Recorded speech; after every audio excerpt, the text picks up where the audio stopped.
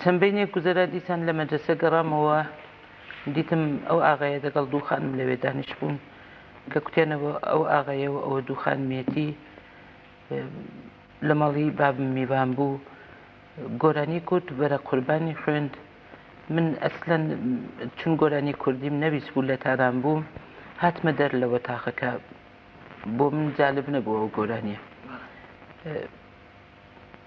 چەند ڕۆژێکی دیکەی پێچوو دیتم حەسەن و حوسێنی برام هاتم بۆ مەدرسە، منیان بردە ئیدارەی رادیۆ، چون ئەو کاتە رادیۆ پێویستی بە ژنێکی کورد بوو و بە تێکرار ژنی کورد نەدەچوونە دەرێ سەرکاروانە. ئەمیش سینم لە تەمەنی 12 و 13 بوو کە چوومە ئیدارەی رادیۆ لە تاران لەگەڵ حەسەن و حوسێن. ئاغای شوکرڵای بابان نوشتەیەکی دا بە من خوێندمەوە، بە من ئەوەڵ بار بوو خەتی کوردیم دەخوێندەوە، چون لە ئێران خەتی کوردی و دەرسی کوردیوانە نییە کە کەسەی بیخوێنێ.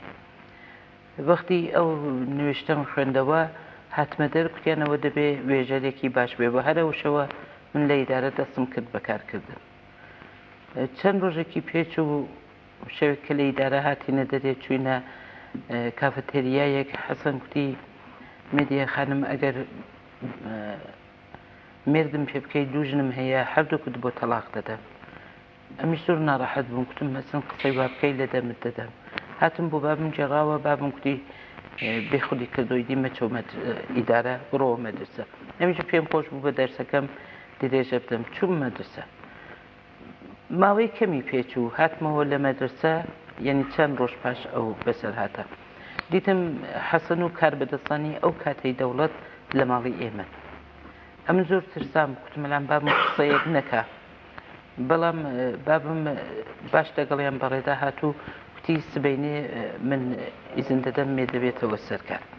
ئەمن هاتمەوە بەرنامەی کوردی و دەستم کرد بەکارکردن. ئیتر چون سنیشم قانونی نەبوو، بابم شناسنامەی منی نەدابوو، شار بوویەوە. بەڵام ئەو کاتە دەوڵەتی ئەو کاتە لە کۆشکی سەرۆک وەزیری منیان لە حەسەن مارە کرد بەبێ ئیزنی بابم، بۆ خۆشیان شناسنامە و دروستیان کرد و ئێمە بۆ جوورە بووینە ژن و مێرد. تا ئەو کاتێک کە گوێم لە دەنگی حەسەن بوو بەرە قوربانی خوێن قەت نەمبیست بوو. خۆی دەیگوت وەختی لە دەرکە هاتێ ژوورێ گوتم گوت بەرە قوربان ئارامی گیان.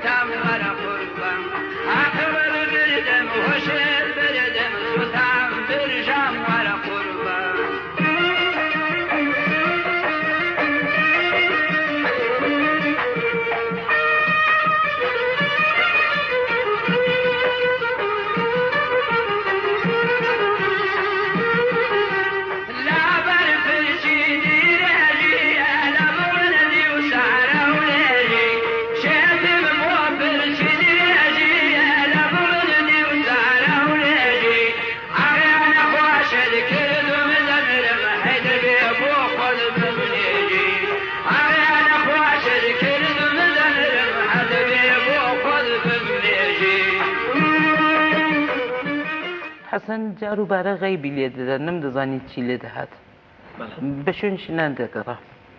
وەچی کە بۆ خۆی کوتێتی 27 کەڕەت 27 ژنی هێناوە. خاترەی خۆشیشمان پێکەوە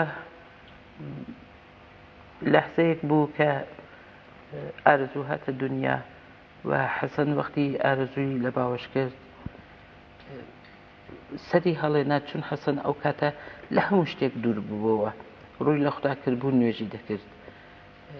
بە لەو کاتەشدا باران بارانەی خوێن کە بە دەنگێکی ڕۆحانی دەگەڵ هەمان حەسەنی محاقیق و بە هاوکاری خۆ خوێندی کە مردن لە بیرمی بیرم کردەوە، لە ژیانم تۆبەم کردەوە. ئەوەی خوێندەوە ئەو خاترەیە بۆ من ئەو زمانی کە ئەو گۆرانیە خوێند و ئەو حاڵەتی ڕۆحانی وانەی هەبوو هیچ فەرامۆش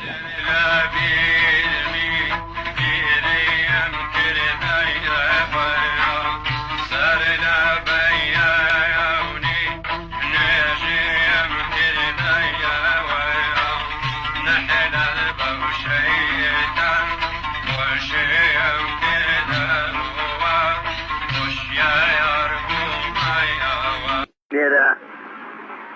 شێو شاخێکدا چون لە هەموو ئێران و عێراق ڕێگام و جێگام نەبەوە شوێنێکم نەدی تیا بژیم لە بینی دووسێ کێودا چاخانەیەکی پرتوکا و ناخۆش و ئەجایبم هەیە ئەگەر بێن تەمەشا بکەن تعجب دەمێنم کە من چۆن لێرە دەژیم نا کاسپی لێ دەکەم پێم خۆشە بەڵام هەمیشە حەسەن تێدەکۆشە بە دەنگی خۆشی خۆی دڵی خەڵک خۆشکات